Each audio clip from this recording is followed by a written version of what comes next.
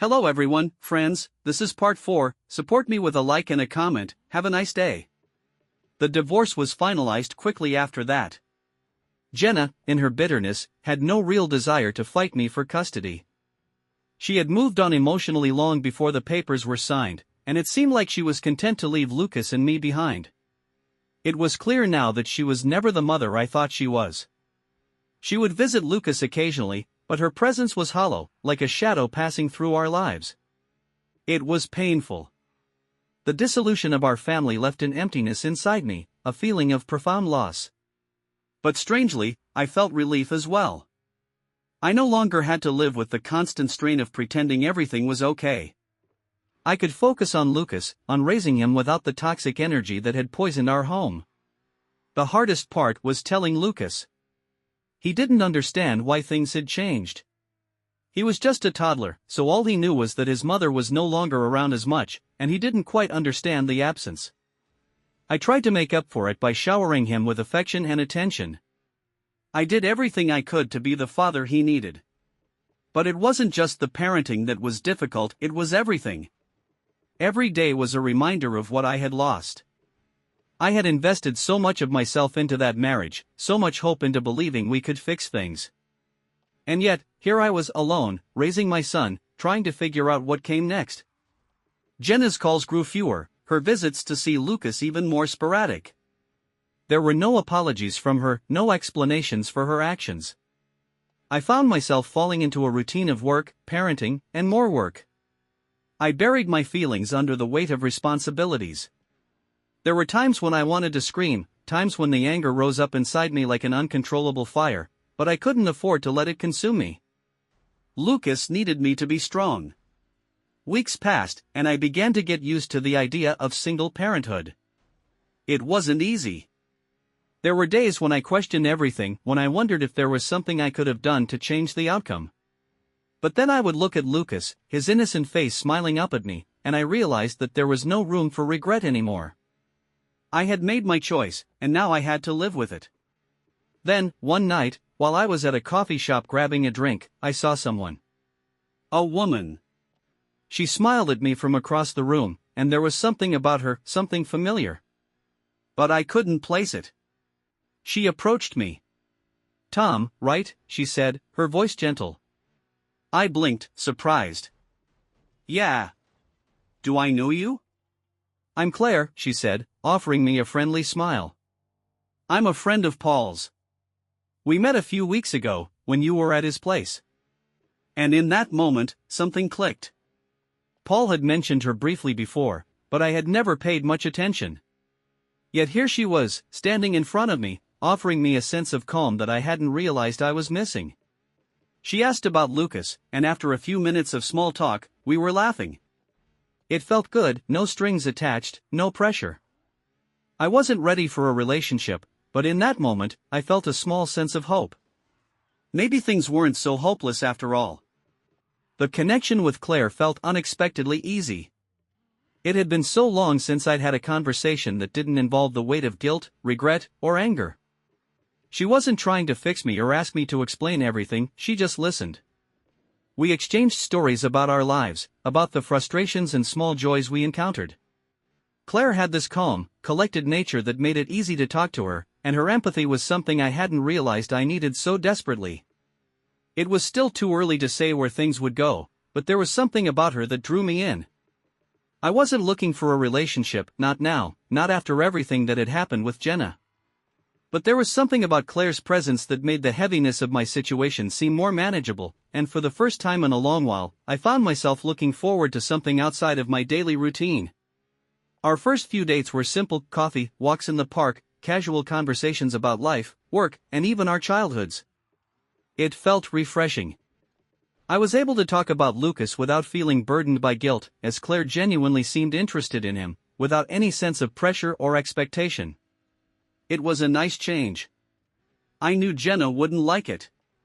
She had never been supportive of me moving on, and she certainly wouldn't have been pleased with me getting involved with someone new so soon after our separation. But I didn't care. I couldn't live my life based on what she thought anymore. The betrayal had been too deep, and I needed something for myself, something that reminded me that I could still find happiness again. It didn't take long for Jenna to notice that I was spending time with Claire. She wasn't a stranger to the fact that I had begun to reclaim parts of my life. But as much as she had distanced herself from me and Lucas, she was still angry at the idea of me moving on, and it didn't take much for that resentment to bubble to the surface. One evening, when Lucas was at my parents' house, I received a call from her. The tone of her voice immediately set my nerves on edge. "Who is she, Tom?" Jenna asked, her voice cutting through the phone line. "This woman you're seeing. What's her name?" "Claire," I answered cautiously. "And we're just talking." "It's none of your business." "I think it is," she snapped. "I'm still Lucas's mother, and I don't want some stranger influencing my son's life."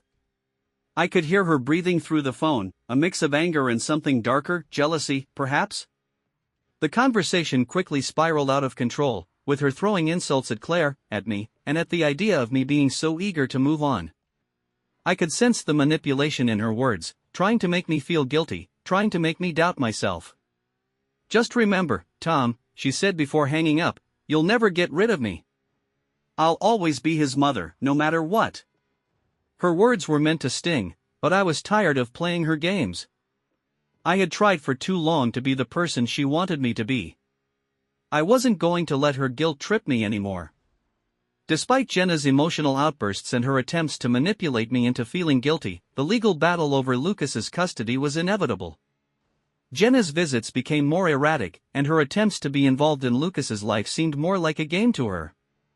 She had no real desire to be an active parent, but she wanted to maintain control.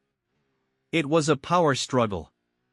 I had to be strategic, calm, and focused during the custody proceedings. I didn't want to fight with her, but I also couldn't let her take Lucas from me. I was his father, and I had already been doing everything for him since the divorce. But Jenna wasn't backing down, and I knew she would fight dirty if she thought there was even a chance of getting him.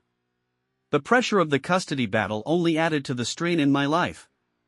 I spent hours meeting with lawyers, gathering evidence of her neglectful behavior, trying to paint a clear picture of why I was the better parent. Jenna, on the other hand, was doing everything she could to manipulate the system, playing the victim, claiming I was trying to alienate her from Lucas. But every time I saw Lucas's face, I remembered why I had to keep fighting. He deserved stability. He deserved a life free from the chaos that Jenna brought into it. No matter what it took, I wasn't going to let her ruin that. After months of bitter back and forth, the custody battle reached its conclusion. The court sided in my favor, granting me full custody of Lucas. It wasn't a clean win, though. It wasn't as satisfying as I'd hoped. The price of victory had been high emotionally and mentally draining. But I knew it was what was best for Lucas. He needed me, and I could provide for him in ways that Jenna never could. Jenna's reaction to the verdict was not unexpected. She was furious, bitter, and refused to accept it. She lashed out at me, accusing me of ruining her life and keeping Lucas from her. She made threats, told me I was being cruel, and that she would find a way to make me regret this decision. But deep down, I knew she was just desperate. Desperate to hold on to the one thing she had left, a sense of control over me, over Lucas. Despite the emotional turmoil, I knew that I had made the right choice. It wasn't just about winning the custody battle, it was about giving Lucas a chance at a better life, one where he wouldn't have to grow up in the middle of the chaos and lies that Jenna had surrounded us with. As for me, I was finally learning to move on. Claire and I had grown closer, though the future was still uncertain. I wasn't ready to commit to her completely, but I appreciated her presence. She had given me the space to heal, and I wasn't about to throw that away. Looking back, I saw everything I had been through, the pain, the betrayal, the heartbreak, and I realized how much I had grown.